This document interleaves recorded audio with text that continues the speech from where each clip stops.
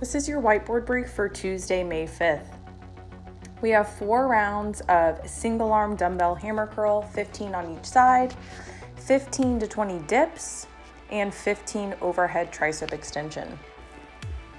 Our Metcon today is 1 round through of 50, 40, 30, 20, 10, renegade row, walking lunges, and double unders. You have a 25-minute cap to get the work done today. Your finisher is accumulating as much time as possible in a plank hold over a 5-minute window. You can plank on your hands or elbows today. Happy Tuesday, guys. Today our strength is 4 rounds of single arm dumbbell hammer curl. We'll have 15 reps to do on each side. Then we have dips, 15 to 20 reps there, and then overhead tricep extension, 10 to 15 reps there, depending on the weight you're working with today. So for our single arm dumbbell hammer curl, pretty self-explanatory here.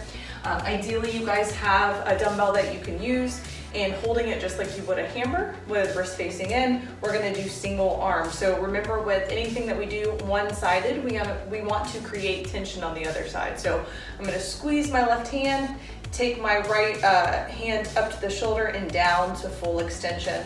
Remember, with hammer curls, we're trying not to really move the hips, okay? So try to stay as strict as possible until you absolutely have to kind of help the weight get up by using your hips a little bit, somewhere towards the end of your rep scheme.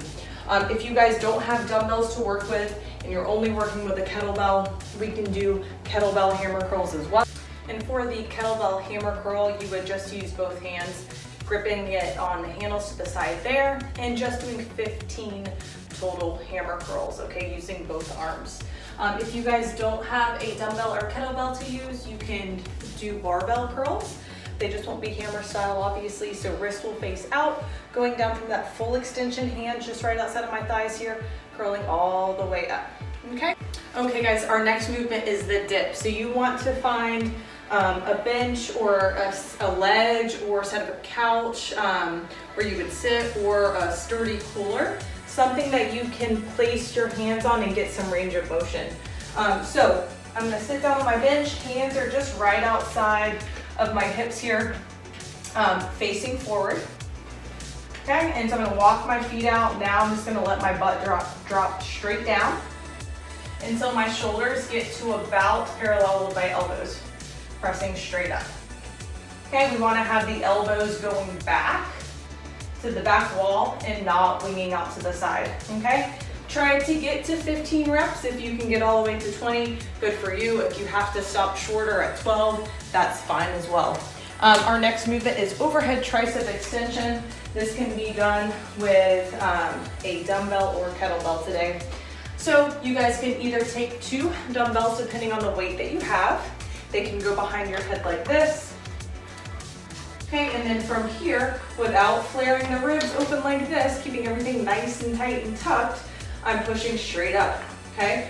Once again, my elbows are for the most part facing forward, okay? They're not flaring out to the side like that, okay? So bring them in, get up to full extension, let them drop down, okay? So I'm trying to keep my arm perpendicular to the floor, or as perpendicular as I can, okay?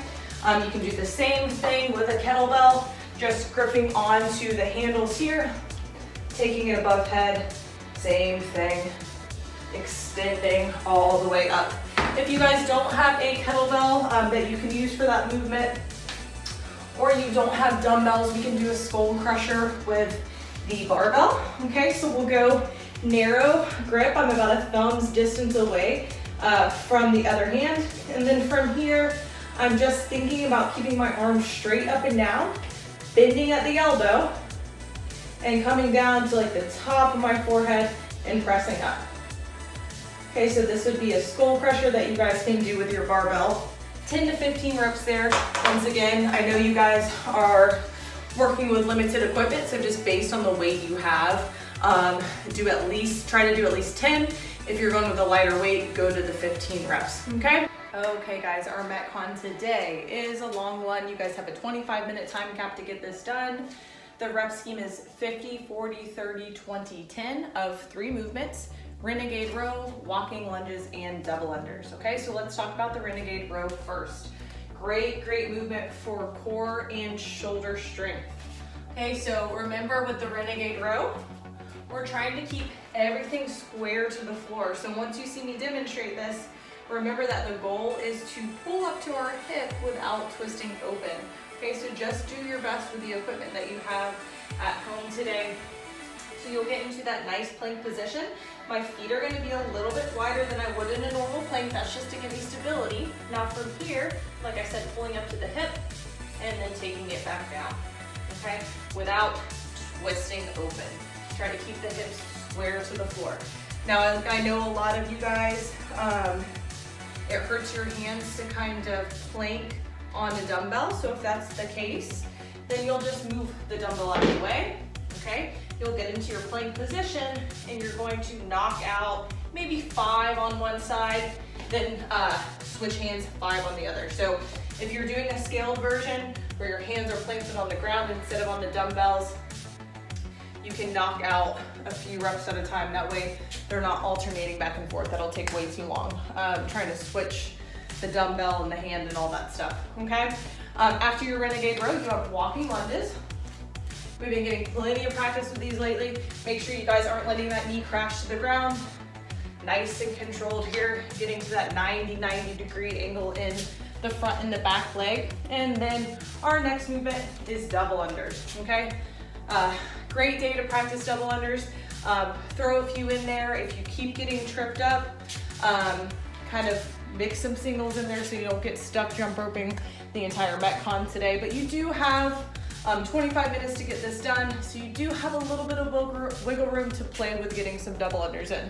If you guys don't have double unders and you're good at jump rope, you can double the amount of jump rope.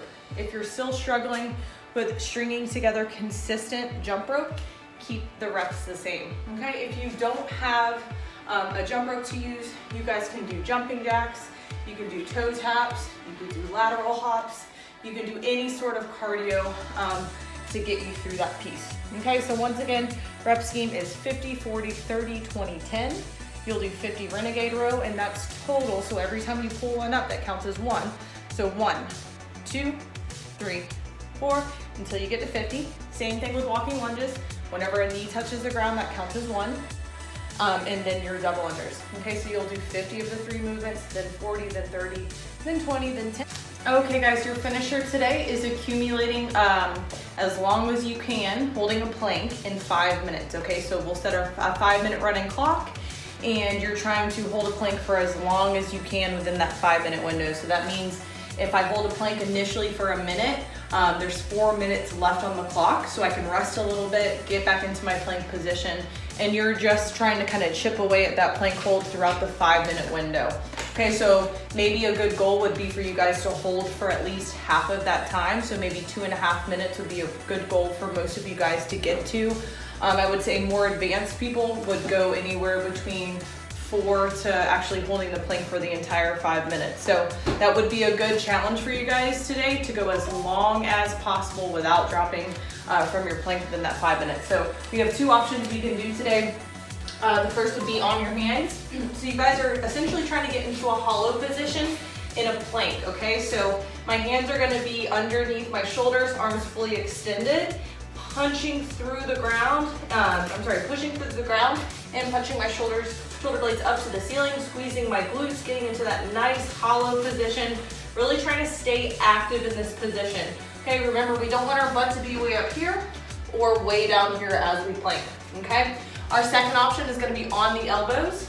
Okay, so same thing. I want my elbows to be underneath my shoulders here. I'm gonna squeeze my glutes and get into that good hollow position. And on my elbows, I'm thinking about drawing my elbows back towards my hips, okay?